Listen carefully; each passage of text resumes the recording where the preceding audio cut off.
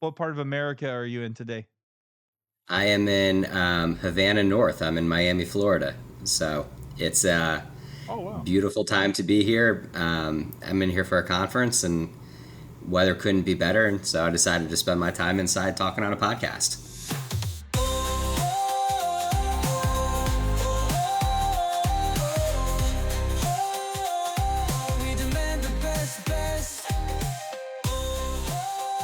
Welcome back to the Best DPC Podcast, your go-to for everything direct primary care.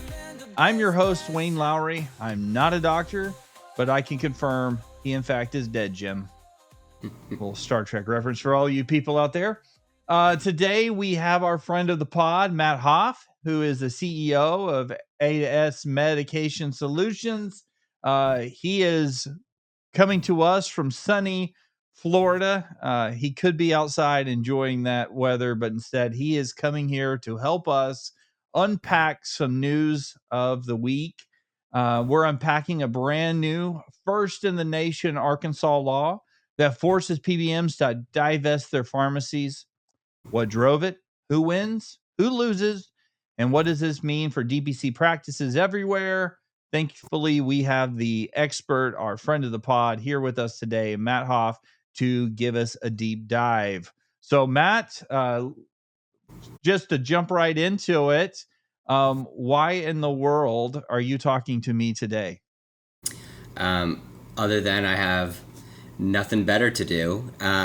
No, Wayne, it's an interesting time in the healthcare space, especially around pharmacies. So there's been a lot of action and activity in the last couple months. None of it's been really positive from a patient care perspective. And then you see what's going on with Arkansas and a couple of other states, actually 36 other states that have had their attorneys general send in letters to Congress hoping for similar action at the federal level. And it could Wow. cause a cataclysmic shift. So really the Well, so let's start with that Arkansas law. That's the framework of this conversation. Sure. Tell us a little bit about it and what does it actually do? So it's House Bill 1150, and it was signed by Governor Sanders about a week ago. And the simplest way to say it is it prevents PBMs, pharmacy benefits managers, from owning pharmacies. And at a high level, when you think about that, it sort of makes sense. And you can understand the argument is the people who control what's paid to the pharmacies can't also own their own pharmacies. It's preventing a vertical monopoly. It's preventing a an organization like Caremark from incenting their own pharmacy over the expense of Walmart or Walgreens or an independent pharmacy.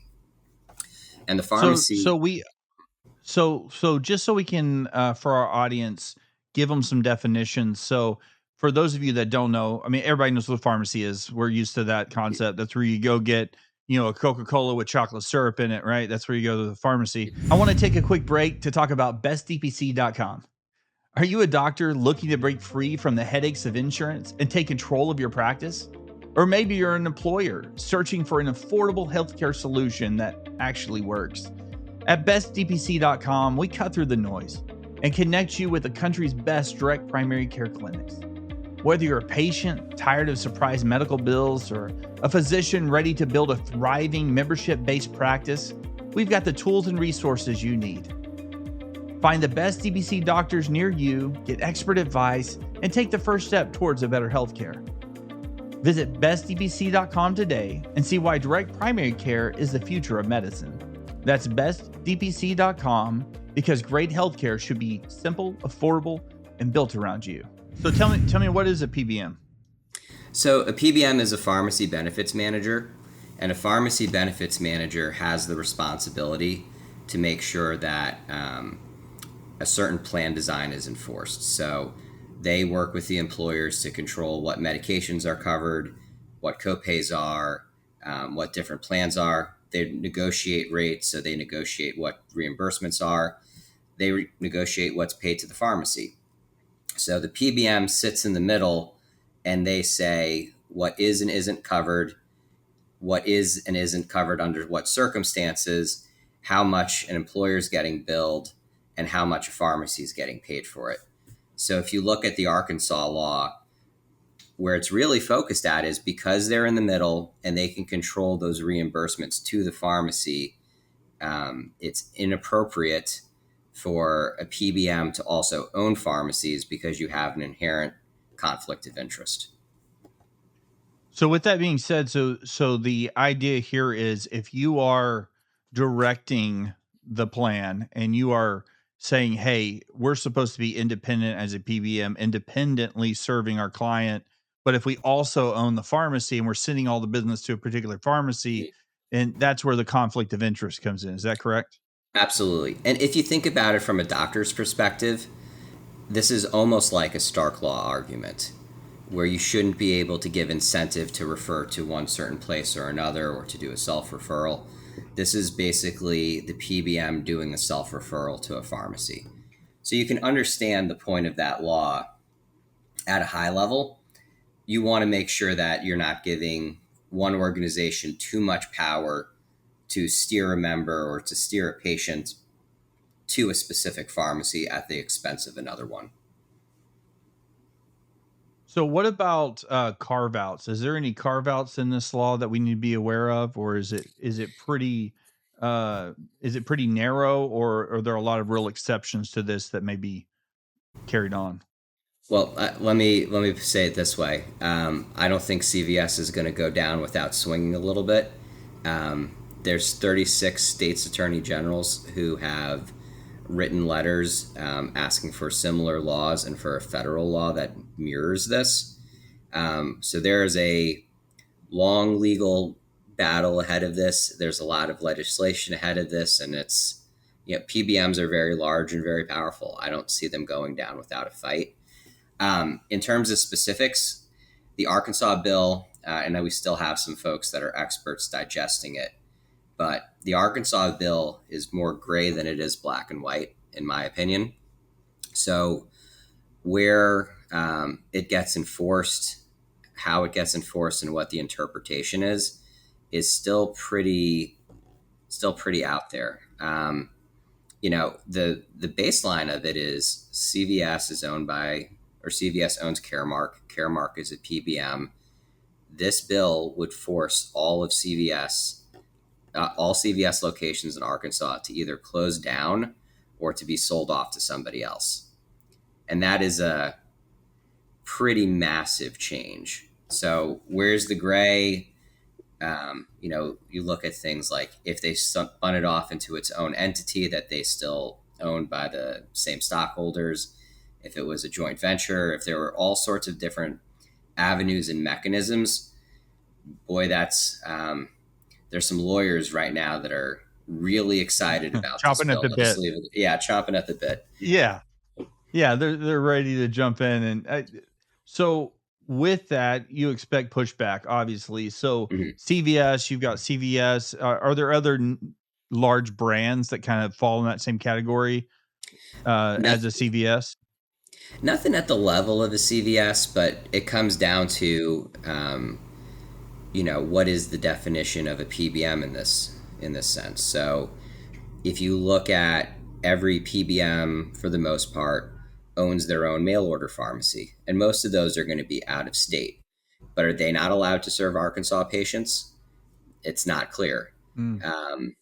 There's some other brands where there could be affiliation between ownership structures and investors in one group that are investors in another. So if just pick a private equity group, if they own X percentage of Kroger, who has their own pharmacies, but they also own Y percentage of a group like Express Scripts, does that violate it? All of a sudden.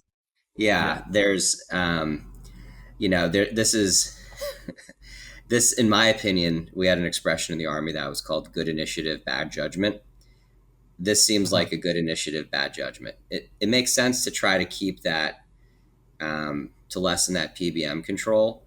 But if you're shutting down pharmacies and accelerating that, that's hurting patients and it's hurting doctors. And that's, I think everybody knows what my company does, and we're sort of a avenue around pharmacies. But even I have to sit here and shake my head and say, making access harder is not what we're about, especially in a place like So Arkansas. yeah, so would you expect then that there's going to be well, I mean, obviously if CVS has to make the choice, it's going to expose a couple of things. One, it's going to expose where is the profit margin? Is the profit margin in owning the PBM, or is it in having brick and mortar retail locations that sell gallons of milk and also on top of that does drug orders? Or are they going to, like you say, is this going to be a shutdown CVS, and how's that going to affect then mom and pop or small pharmacies or local pharmacies? How might that affect those organizations? You know, it's abundantly clear where the money is made. It's on the PBM side. So any rational business owner, given the choice between retail pharmacy, which generally is losing money, there's I think the biggest wow stat that I could give is 70% of independent pharmacies opt to not carry GLP-1s. Hottest drug out there, they decide not to carry it because they lose so much money every time they dispense it. Wow. So it's a hard road to climb for a pharmacy right now. They generally lose or barely break even on most drugs they dispense. And like you said, they're relying on the gallon of milk and the greeting card to make money. So Yeah. there's been a huge closure of independent Wow. pharmacies. And I think part of uh, not to get too into speculation, but part of the reason for this bill was to help bolster the independent pharmacy community in Arkansas, which is a great intent, but someone's going to suffer for that, and that's patients. Yeah. So let me ask, does this provide then an opportunity for people in Arkansas, and maybe you can explain the dispensing laws in Arkansas too, for on-site dispensing for DC? How might that affect that? So, Arkansas has some of the worst dispensing laws in the country. Um, Wayne, your state still is number one. I live in Texas. I live in Texas, so is it worse than us? They are not worse than you. You guys are still Texas and Massachusetts. The only thing they have in common We're number is one, baby. co worst dispensing laws. You guys are skipping hands in hands with how bad you guys are for that. Although And Alex Bregman. We've covered that. yeah, there is a bill that's going to get brought to a subcommittee next week that could help ease some of it, but it is so restrictive that it's uh, half of a drop of water into an ocean. It really is not going to be much of a solution. But You're Arkansas, talking about some in of Arkansas or Texas? in Okay. Arkansas, I'm gonna put a pin the, in that. We're gonna circle back on that one. yeah, that this is what happens when we record on a Friday afternoon. I'm in a million directions. But in Arkansas, their dispensing laws are very strict. There's limits on days supply. There's limits on who can dispense. There's limits on what fills they can do. If you want more details on that, please reach out to the AS Meds team, and we're happy to go walk you through it. But Arkansas already has some of the hardest laws around physician dispensing, meaning Arkansas patients are at a disadvantage compared to their neighboring states besides Texas in terms of being able to access drugs. Then you throw a law on top of this that makes the largest pharmacy chain have to make a tough choice between exiting the state or ceasing operations or selling off their business. I don't see how that helps patients in the slightest. Yeah. Well, so DPCs that are listening to this and considering how this might affect their patients, what are some of the things? Now, obviously, like you mentioned, this is starting in Arkansas, but there are 36 other attorney generals that are looking at this. There's a push for federal action on this, so this is likely to impact every DPC in America, if we're going to be honest. So, if you're a DPC in America, what are some of the things that you can do right now in preparation to this, this case in Arkansas? The first thing is start dispensing. Take control of your patients, control of your future into your own hands. If you're able to begin that process, develop your policies, start getting your patients used to having a better service and getting their medications right on site, you're going to be one step ahead of the game because you're already going to have that alternative in place as your status quo if something is going to happen. Predicting legislation these days is pretty impossible. There's another pharmacy bill that Arkansas was a first mover on. Breaking news. We're now going to put a tariff on the last statement you made. Yeah. They're putting a tariff on Arkansas. Your statement. We should just reframe that bill as you just been tariffed. Arkansas put the most harshest tariff on CVS that there is. But I think that's the number one thing is start dispensing so you can take control of patients in your own hands. This will have ripple effects across pharmacies across the country. So whether you're in Alaska or Florida or anywhere in between, there's going to be a high level service disruption or a high level what's going to happen long term for the pharmacy that's seeing my patient, because these different organizations are going to make choices. Pharmacies are continuing to close at a rapid rate. I feel like this is going to accelerate it. So start having that plan in place now, and then come what may, you'll see what happens. If you're in a state where you can't dispense, or if you're in a state that has more restrictive dispensing laws, states that clamp down on your delegative authority to any mid-level you may employ, start getting active. Start saying, look at what's happening out there. We as a medical organization, we as a medical society, as a cohort of doctors have an obligation to take care of patients. And we need to make sure that come worst case scenario, we can get the treatments that patients need into their hands. And I know drugs have some bad reps around them right now, but if this was physical therapy or casts for broken arms or any other part of a common treatment plan, you would be up in arms about this. So if you were to put, I don't know if you're a gambling man, but let's just say hypothetically, we're going to put a wager on one of those many different online betting portals, how likely it is that Congress would pass a sweeping federal bill versus the states taking this on one by one. Where would you put, where's the smart money going? I would go all in on states doing this one by one. What you've seen from Congress is they have different priorities, and it's been very interesting to see the mess that is Washington, D.C. And that's not a new thing. That's been that way for a while. I don't think you have, with the exception of a few, fairly educated people who come from pharmacy or that are doctors, people who are really focusing on this issue the way that we hope they would. If you go back to the fall, there were billboards around Washington, D.C. talking about PBM reform. And I think PBM reform is something that's still on the docket.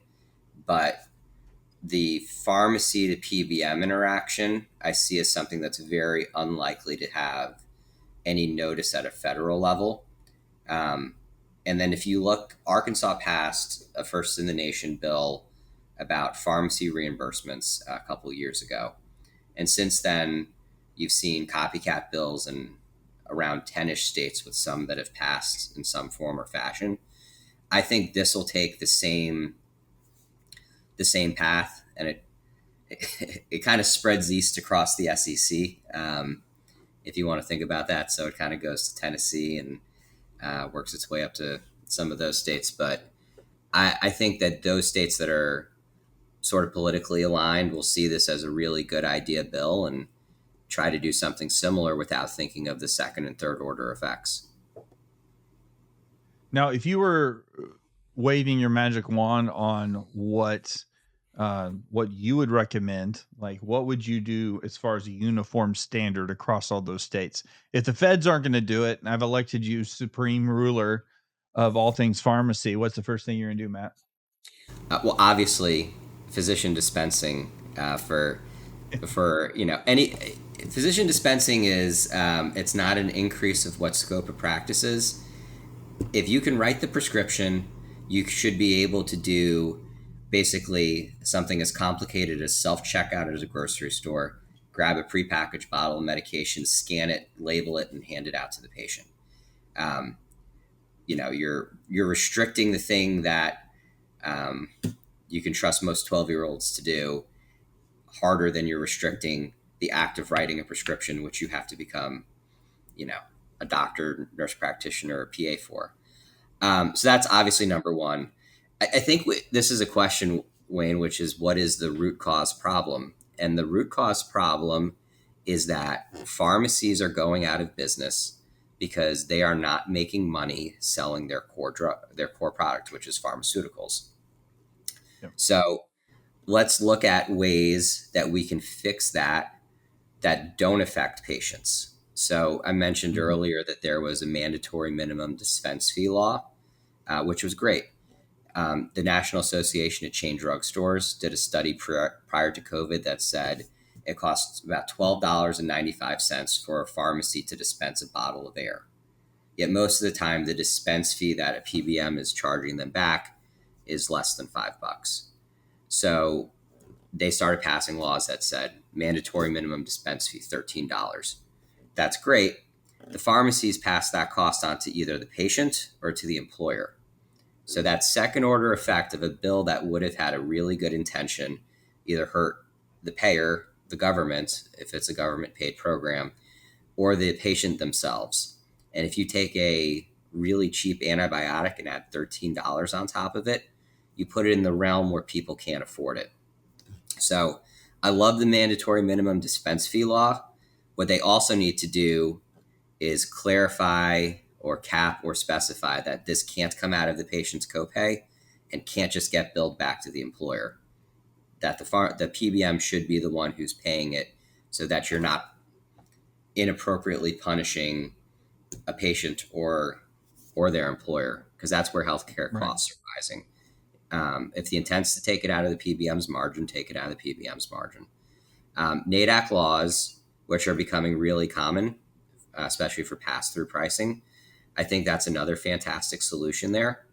And you should look at, and I think the world would want to look at, doing a smart NADAC model that specifies a structure for what reimbursement should be. Those are probably the two most impactful things that I would do day one, with the exception of dispensing, which shouldn't require a supreme being to make that a necessity. Take a quick break to talk about scalebyseo.com. If you run a direct primary care clinic, you already know the power of patient relationships. But here's the thing, patients can't sign up if they can't find you. That's where Scale by SEO comes in. We help DPC clinics get seen where people are searching, so you're not just waiting for word-of-mouth referrals. With the right SEO strategy, your practice becomes the obvious choice when people are looking for better healthcare options. If you're not showing up where they're searching, you're missing out. Be visible, get found, grow your practice. Don't leave growth to chance. Visit scalebyseo.com today, and let's get your clinic in front of the right people. Okay, Matt, so we've talked about the patients, the doctors, the big chains. What about the mom and pops? How will this affect the small independent pharmacy in Arkansas and other states that choose to adopt this same structure? Independent pharmacies have had a rough time the last few years, and I personally have a pretty deep connection to one. Our sister company was founded out of a mom and pop pharmacy in rural Nebraska, which it's a situation that looks a lot like most of the pharmacies we're talking about in Arkansas. I have a lot of sympathy for those pharmacies, and they are closing at a rapid rate without really being replaced with another viable option. So especially for rural patients, they have a really hard time getting access to care because if the nearest pharmacy was 2 hours away and it closes down, you might be driving 3 or 4 to the next one that's still open. My thought is, decreased competition always has a positive market effect for little folks, but the little folks are still going to be dealing with the same problems with reimbursement, the same problems with economy of scale, the same issues with lack of pharmacists. CVS will not just take their ball and go home. I'm sure they'll try to spin it off or sell it off to somebody who is able to stay in business. So I don't think you're going to see a full one-to-one replacement. I just don't see it creating enough space for them, and it's not solving their fundamental problem. So if this was the goal, to help those guys stay in business, I think it's another misguided effort.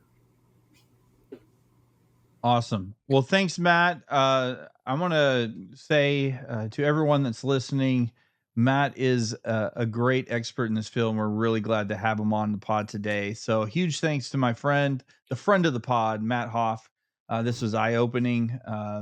If you want to learn more about his company, AS Medication Solutions, go over to a-smeds.com.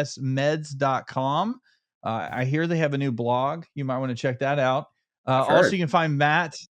You can find Matt on LinkedIn.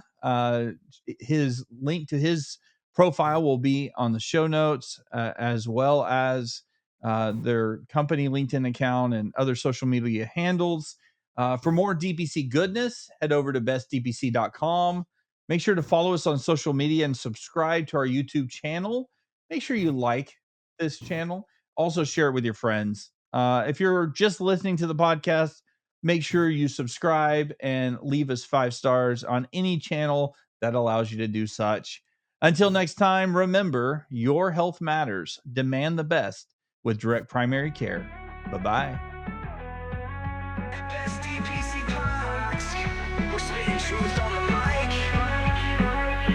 American healthcare stinks. A maze of red tape and greed that's out of sight. It's time for new choices. A revolution in care where every